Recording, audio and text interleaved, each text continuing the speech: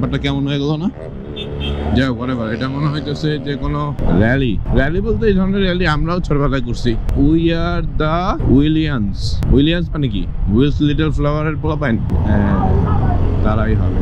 সবগুলা গাড়িতে একটা বাইকে চিপায় পড়ে গেছে না? যাই হোক, অনেকগুলা র্যালি বোঝা যাচ্ছে। ওরে বাপরে বাপ, আরো বাইক চলে আসছে। আই থিঙ্ক বাইকেরও একটা র্যালি পেছনে আসতেছে, আমি তো ভয় পেতেছি। ও হো আল্লাহ, তো একটু রাফ চালাইতেছে সবাই। যাই হোক, একটু সেফলি। এই যে জিনিসগুলা, এগুলা তো পচা জিনিস। এই যে টানাটানি করতেছে, খুব বিশাল না হলেও খারাপ না, কিন্তু এতগুলা গাড়ি এইভাবে রাফ না চালানোটা একটু ঝুঁকিপূর্ণ। যাই হোক, এই ধরনের র্যালিগুলো আমরাও বাইক দিয়ে করছি। সবাই গাড়ির উইন্ডো দিয়ে বের হয়ে বসে আছে, বাট মনে হচ্ছে একটু ঝিলা কষ্ট করে বসে আছে। তারপরেও এই যে স্পিকার নিয়ে পার্টি মোডে, তাদের মনে হয় স্কুল বা কলেজ শেষ হয়েছে, তো একসাথে এনজয় করতেছে। বাট এই এনজয়মেন্ট গুলো একটু ঝুঁকিপূর্ণ হইতে পারে, একটু বুঝা করতে হইব। সবাই মিলে আনন্দ করতে গিয়ে যদি একটা ক্ষতির সম্মুখীন হয়, তো এটা আসলে ওই আনন্দটা তো হয় না, পুরা মাটি হয়ে যায় সবকিছু। যাক, বেস্ট অফ লাক নতুন জীবনের জন্য। স্কুল কলেজ তো শেষ করতেছো বাবা, আর একটু বড় হও, তারপরে বুঝবা হোয়াট ইজ লাইফ। যাক, দোয়া রইল তাদের জন্য। নতুন জেনারেশন নতুন ভাবে নতুন সবকিছু সাজাবে, বাট সেফলি থাকুক, খারাপ দিকে আগায় না যাক। কারণ এই জায়গাটার পরেই মানে বাসা থেকে বাধ্যবাধকতা অনেক কিছু লাইট হয়, এরপরে নিজের রেসপন্সিবিলিটিস নিতে হয়, নিজের ডিসিশন মেক করতে হয় যে আমি আসলে কাদের সাথে চলবো, কিভাবে ক্যারিয়ার বানাবো। তো এই জায়গাতে অনেকেই ভুল করে ফেলে গাইডলাইনের অভাবে এবং সুযোগ সুবিধার অভাবে। এই অবরোধ হরতালের কয়েকদিন ধরে না একদম পুলিশের রাস্তা খুব কম, কারণ গাড়ির প্রেশারও কম থাকে, কেউ সিগন্যাল থাকে না। সবচেয়ে বড় ইস্যু হইতেছে আমাদের রাস্তার তো কোনো লাইট জ্বলে না, লাল লাইট সবুজ লাইট এগুলো তো জ্বলে না, ইভেন দেখেন এই খাম্বায় তো নাই। তো আমরা আসলে ট্রাফিক পুলিশ ছাড়া সিগন্যালে আসলে কনফিউজ হয়ে যাই যে যাবো না দাঁড়াবো। যাই হোক, সবার সচেতনতা দরকার, সবাই অ্যালার্ট থাকা দরকার। যেটা বলছিলাম অ্যাকচুয়ালি যে 365 দিনের যে টার্গেটটা আমি নিছিলাম, আমি আসলে সেটা কমপ্লিট করতে পারি নাই। কেন পারি নাই, এই সব কিছু নিয়েই আজকে আলোচনা হবে। হ্যাঁ, আমি পারি নাই 365 দিন 365টা ব্লগ আপলোড করতে। টানা 19 দিন মনে হয় দিয়েছিলাম, এরপরে 4 দিন গ্যাপ দিয়ে দিছি, এরপরে আবার 5-6 দিন গ্যাপ দিয়ে দিছি, এরপরে 11 দিন গ্যাপ দিয়ে দিছি। মানে ব্যাপারটা এমন না যে ভিডিও বানাচ্ছি না, ব্যাপারটা হচ্ছে ভিডিও বানানোর মতো সুযোগ হচ্ছে না। ভিডিও বানাচ্ছি, এডিট করতে পারতেছি না, এডিট করতে চাইতেছি তো এনাফ ক্লিপ নিতে পারতেছি না। আর RRZ এর স্টান্ট শো ছিল, ঢাকার বাইরে ছিলাম, একটা ট্যুর দিয়ে আসছি, আর এর মধ্যে আবার ফোন নষ্ট করে ফেলছি। ফোন তো আমার আসলে কাজ করার আরেকটা ইকুইপমেন্ট, ভিডিও নেওয়া থেকে শুরু করে এডিট, অনেক স্টোরেজ ম্যানেজমেন্ট থেকে শুরু করে অনেক কিছুরই আসলে একটা সাপোর্ট দেয় আমার ফোন। তো ফোন পুরা অলমোস্ট ডেড, একটু বাকি আছে, তো দেখা যাক, ঠিক করার চেষ্টা করতেছি। তো এই সবকিছু নিয়ে প্রায় বড় 3-4টা গ্যাপ চলে আসছে আর কি। না তাই বলে যে ভিডিও বানানোর ইচ্ছা ছিল না, ব্যাপারটা তা না। বানানোর ইচ্ছা প্রতিনিয়তই আমার ভিতরে আসলে খুব জোরে সোরে ছিল, এবং যার কারণে আমি কিন্তু সবসময় অল্প অল্প করে ক্লিপ নিয়ে রাখি। প্রচুর ভিডিও জমছে, বাট এডিট করার সময় পাইনি। আর এডিট করার জন্য যে আসলে নতুন কাউকে অ্যাসাইন করব বা আমার টিম মেম্বার হিসেবে নিব, এমন কাউকেও পাচ্ছি না। যার কারণে আসলে এই ছোট ছোট ভিডিওগুলা বা প্রতিদিনের অ্যাক্টিভিটিসগুলো কানেক্ট করাটা একটু চ্যালেঞ্জ হয়ে যাচ্ছে। আর আপনারা জানেন অনেকেই যারা আমার ভিডিও রেগুলার দেখেন যে আমার আরেকটা YouTube channel plus Facebook page আছে, স্টোরিজ বাই হাসান সেতু।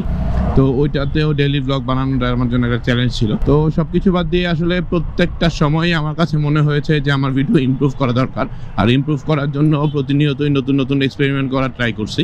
আর সবকিছু মিলে মোট কথা একটা মেসাকা সিচুয়েশন তৈরি হয়ে গেছে। এটা আমার নিজের দোষ আছে, আমি জানি যে আমি আসলে একসাথে সবকিছু খাইতে যাওয়া বেসিক ব্যাপারটাই ভুলে গেছি যে আমার কন্টিনিউয়াস ভিডিও আপলোড করতে হবে। আর সেই জায়গা থেকেই আসলে সবচেয়ে বড় প্রবলেমটা হয়েছে। তো যাই হোক, আমার সবচেয়ে বড় কথা আজকের ভিডিও বানানোর মূল উদ্দেশ্য হচ্ছে যে এই জিনিসগুলো আসলে আমাকে রিমাইন্ডার দিবে একটা সময় যখন আমার ভিউ আসবে, আমার সাবস্ক্রাইবার আসবে। আমি এখনও বিলিভ করি যে কন্টিনিউয়াস ভিডিও আপলোড করলে, কন্টিনিউয়াস ডেভেলপমেন্ট রাখলে আপনার ভিডিও রিচ করবে, মানুষজন আপনাকে দেখবে বা আপনার ভিডিও দেখবে, আপনার কন্টেন্ট দেখবে, আপনার ভুলগুলো আপনি খুব ইজিলি বের করতে পারবেন ডেভেলপ করার জন্য। তো সেই কারণে আবারও শুরু, আমি জানি না 365 দিন 365টা ভিডিও আবার আপলোড করতে পারবো কিনা, তবে হ্যাঁ, আমি থামছি না। আল্লাহ যদি রিজিকে রাখে, আমি যদি বেঁচে থাকি, আমি যদি সুস্থ থাকি, আমার যদি ওরকম কোনো হ্যাসেল না হয়, ইনশাল্লাহ আমি কন্টিনিউয়াস ভিডিও আবার আপলোড শুরু করব। তো সবাই বলবেন যে ভাই খালি আপলোড করবেন বলতেছেন, কিন্তু করেন তো না।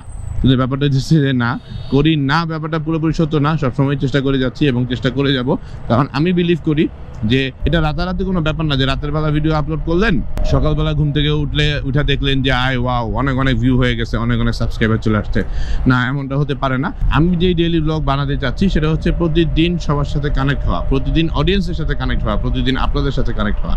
আর সেই সূত্রে আমি জানি রাতারাতি ভিউ হবে না, রাতারাতি সাবস্ক্রাইবার আসবে না। তবে হ্যাঁ, আমি টানা যে 19 দিন ভিডিও আপলোড করছি তখন কিন্তু একটা বেটার ভিউ, বেটার ইমপ্রুভমেন্ট আমি দেখতেছিলাম। এটা যদি ধরে রাখতে পারতাম আমার মনে হয় খুব ভালো একটা ইমপ্রুভমেন্ট পাইতাম। তো সেই জায়গা থেকে আমি আসলে আবারও শুরু করতে যাচ্ছি, হয়তো আবারও 0 থেকে। তো আপনাদের সবার সাপোর্ট দরকার। আর আজকে মেট্রো রেলের মতিঝিল পর্যন্ত অন হচ্ছে, যার কারণে একটু জ্যামটা বেশি, একটু বেশি বলতে ভালোই বেশি। আমি কারণ বাজারেও লম্বা সময় জ্যামে আটকেছিলাম, ফার্মগেটেও লম্বা সময় জ্যামে আটকেছিলাম। তো এতটুকু আসার পরে আবারও এখানে জ্যাম। তবে এই যেই ব্রেকটা আমি নিলাম, এই ব্রেকটায় আমি আসলে নিজেকে ডেভেলপ করার চেষ্টা করছি, নিজেকে বুস্ট আপ করার চেষ্টা করছি, নিজের নতুন কিছু শেখার চেষ্টা করছি।